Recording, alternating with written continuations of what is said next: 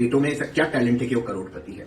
आप तो एक साधारण घर से मंत्री बने, अब हजारों करोड़ के मालिक कैसे बने सर? आप इसका भी जवाब दीजिए। ये सब आप कहते थे 15 रुपए में पेट्रोल लोगे, फ्लाइंग बस बनाओगे, ये करोगे वो करोगे, और कोर्ट में जाकर कहा एथेनॉल से मेरा कोई लेना देना नहीं पॉलिसी से। फिर खुद ही कहते एथेनॉल का जो पॉलिसी के पैरामीटर्स है हमने अमेरिका से कॉपी पेस्ट करके लिए। फिर खुद ही कहते हैं एथेनॉल 100 की फाइल पे मैंने साइन किया। ये सबकी अकाउंटेबिलिटी कौन लेगा?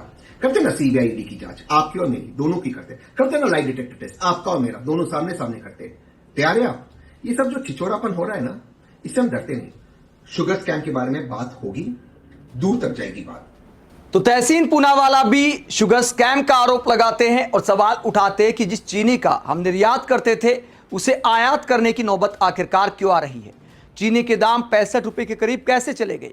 बात सिर्फ विपक्षी नेताओं के विरोध की नहीं है, सरकार के अंदर से कैसी आवाजें सामने आ रही हैं।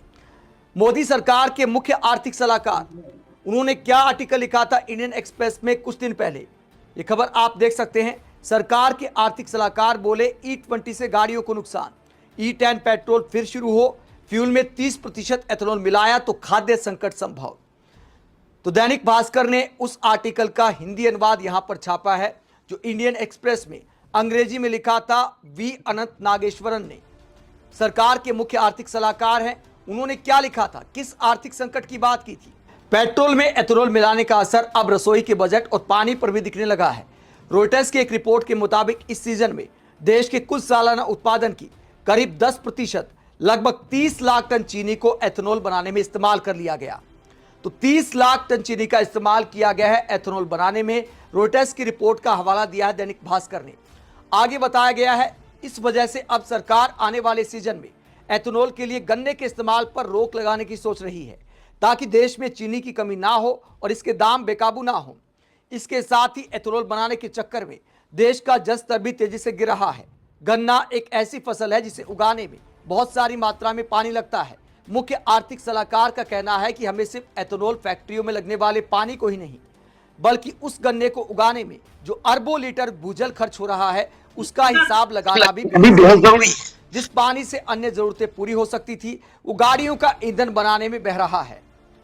पानी के संकट के अलावा मुख्य आर्थिक सलाहकार ने अपने आर्टिकल में क्या लिखा, एथेनॉल की बढ़ती मांग को पूरा करने के लिए गन्ना, मक्का और चावल जैसी खाद्य फसलों को बड़े पैमाने पर एथेनॉल फैक्ट्रियों में भेजा जा रहा है। अगर एथेनॉल बनाने वाली कंपनियां ज्यादा दाम देकर मक्का खरीदने लगेंगी तो पोल्ट्री और डेयरी इंडस्ट्री के लिए चारा महंगा हो जाएगा। नतीजा ये होगा कि अंडे, चिकन और दूध के दाम बढ़ेंगे जिससे सीधे तौर पर खाद्य महंगाई को बढ़ावा मिलेगा। जब विपक्षी नेताओं से लेकर मुख्य आर्थिक सलाहकार सवाल उठा रहे हैं तो उसके बाद सरकार ने क्या आदेश जारी किया है। जब चीनी के दाम 15-20 दिन में 20 रुपए के करीब बढ़ गए तो उसके बाद सरकार ने क्या आदेश दिया है। भारत सरकार ने 10 मैट्रिक टन से अधिक मासिक चीनी इस्तेमाल करने वाले डीलरों के लिए स्टॉक सीमा तय कर दी है। सरकारी अधिसूचना के अनुसार ऐसे डीलर 15 दिनों से ज्यादा का स्टॉक नहीं रख सकेंगे। यह आदेश 1 सितंबर से 30 नवंबर तक लागू रहेगा। अगस्त से नवंबर के बीच गणेश चतुर्थी, दशहरा और दिवाली जैसे त्योहारों के कारण चीनी की मांग बढ़ती है।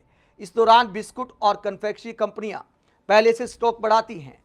तो मोदी सरकार के मुख्य आर्थिक सलाहकार खाद्य संकट की चेतावनी दे रहे हैं और ये कहते हैं कि फिलहाल E20 पर टिके रहें, यही बहुत बड़ी बात है। ये कहा जाता है कि E30 की ओर जाना है, E50 की ओर जाना है, E85 की ओर जाना है।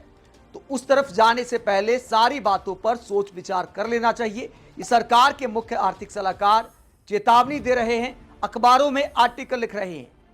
तो नितिन गडकरी और बाकी मंत्रियों को अपने कम से कम मुख्य आर्थिक सलाहकार की बात जरूर सुननी चाहिए। आज चीनी के दाम बढ़ना एक गंभीर इशारा करता है कि अगर बाकी चीज़ों के भी दाम बढ़ जाएंगे, कल को चावल के दाम में इजाफा हो गया, मक्का के दाम में इजाफा हो गया, तो बहुत सारी चीज़ें इससे प्रभावित हो सकती हैं। आप इस पूरे मसले को लेकर क्या सोचते हैं, कमेंट बॉक्स में अपनी राय जरूर दें। साथ ही चैनल को सब्सक्राइब भी करें। नमस्कार।